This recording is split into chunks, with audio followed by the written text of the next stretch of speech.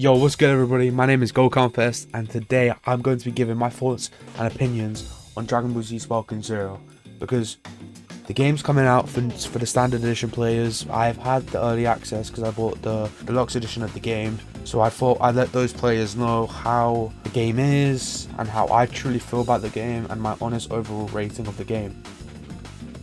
So we're going to start off talking about quality of the game and how it looks. My opinion, I think this game looks amazing.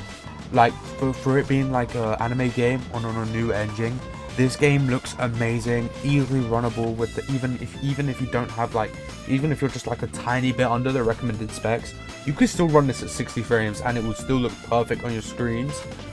But I wish there wasn't a cap to 60.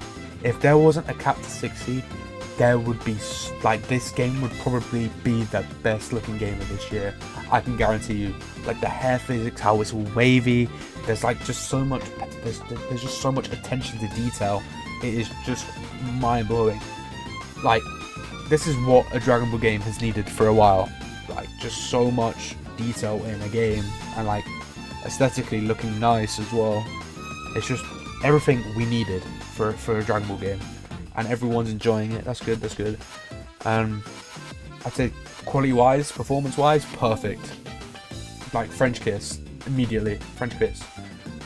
On the however side, there has been problems with frame rate in this game. Like in terms of like the big maps. Not necessarily the big maps. Even that.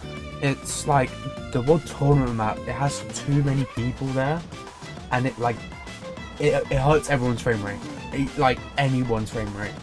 Like that, they need to fix that because it's like a problem. Like no one's willing to use that map anymore because of that issue.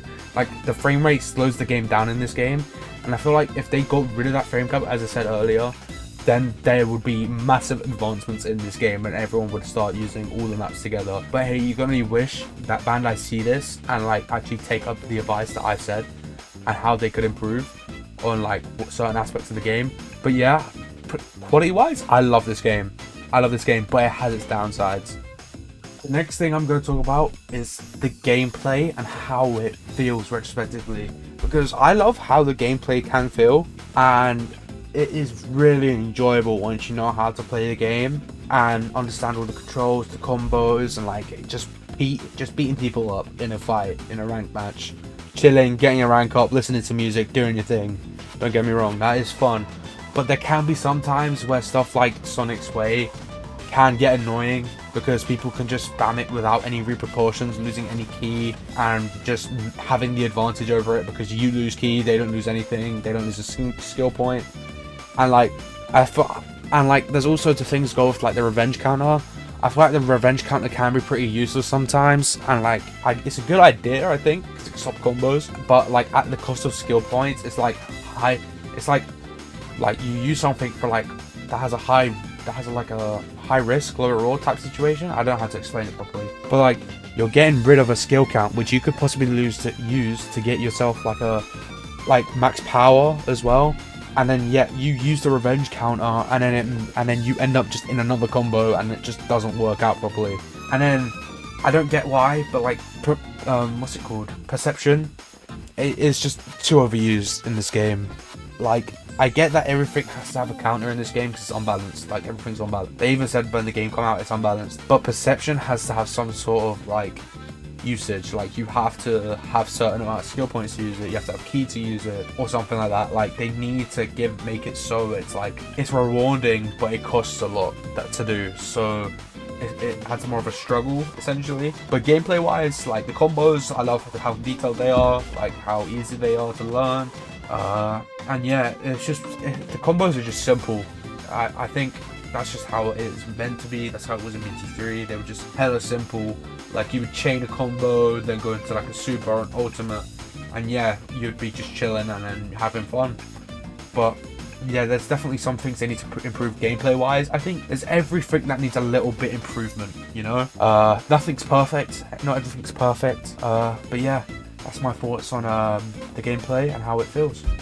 Okay, so what I'm going to talk about next is online play and how I feel about online play. Now, online play is like a base core of like the fighting games nowadays, like arena fighters and how they work, especially ranked. I love the ranked. I love the rank system, how it works, and just like how it was built and how it was built upon. But like, there's also problems with it because like you can run capsules. You can run capsules in ranked. Like you shouldn't be doing that. You shouldn't be able to do that because it just creates a thing called meta. Like I know like all games have a meta, but I'm just saying like it creates even more of like just like this game is unbalanced, yes, but like because it's unbalanced as well as having capsules and a meta, you're just gonna like that meta will just never die. Like it will always be there, always, like throughout the life cycle of this game. And that's what people are not realizing. Capsules will make people overpowered. There will be such thing as metal capsules to run on the fucking characters. Like that's just how it's gonna be. Like it's just gonna be insane. And plus, if you would like lose with those meta stuff, it'd be based on skill. And the skill, like the skill is a big part of this game. You need to be skilled at this game to win fights. But the meta, that throws that out the window sometimes, because some people can use some dumbass broken shit and it just throws skill completely out the window. It makes the game all like not unarranged, but like, you know what I mean, like crazy. Like you can't do anything unless you're not running meta, essentially. So like games, other Dragon Ball games like DBL, Fighters. The Fighters didn't really have broken metas.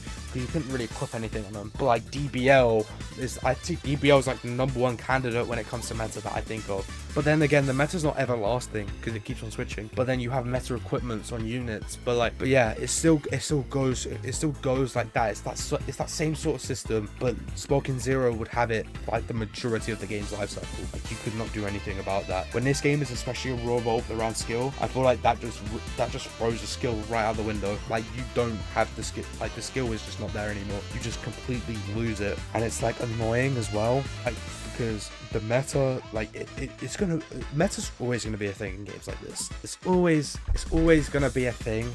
Meta, like you can't get rid of meta. You can't get rid of the strongest character. But then capsules make it even more, like adds a life cycle to it. Capsules make it more powerful than it needs to be, and it gives the mediocre characters like more harder to get into like that skill gap. Like they can't fill that skill gap between the broken and the mediocre. Like no mediocre character could actually do that. Like they'd just be cooked. Like skill, I've said this like multiple times, skill was just gone. Like the skill would just leave the game itself. Like it would just exit, like rage quit.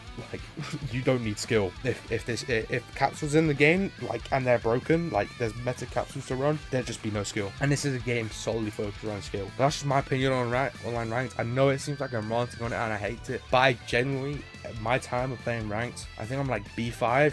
Like I would play it for a little bit because I finished story. I always get story done first in the games before I go on online because I want to unlock all the characters and everything, outfits and all that. But I've actually generally liked the online system that I've played so far and how the rank feels. I've genuinely enjoyed it. But it's just those like little details about capsules that are just like not good about it, that can just ruin it. Like ruin the skilled side of the game, and it just makes it annoying. But that's just my opinion and my honest review on this game, and just like I'm just always gonna say good things and bad things, but that's all I have to say about the rank system and the online system. So my final thoughts on this game is that I love it. It is amazing. It's what I've been waiting for, me personally. It's what I've needed in my life to cure my gaming boredom. This is what that has done, and I'm enjoying it. I am loving this game. I know people can say, well, oh, you're a hater and all that, you're hating on it for no reason. I'm just telling you the honest truth about how I feel, but I still love this game no matter what. Yeah, it can be buggy, but it's like early access. Well, at the time of me recording this, it's early access right now, and there's lots of bugs, but I've played this game for 37 hours and I feel like every hour has been worth it. I'm telling you, the story is immaculate, the gameplay is good, like the game feels amazing, game looks amazing, and yeah, it's just like something to fall in love with, bro. It just keeps me at like peace and cures my boredom. So that's my honest review. I'd say it's like an 8 out of 10. Can I see game of the year? No comment. I can't comment on that. I don't even know. But please make sure to like and subscribe. I've been Gokon First. I'll see you guys in the next video. Peace.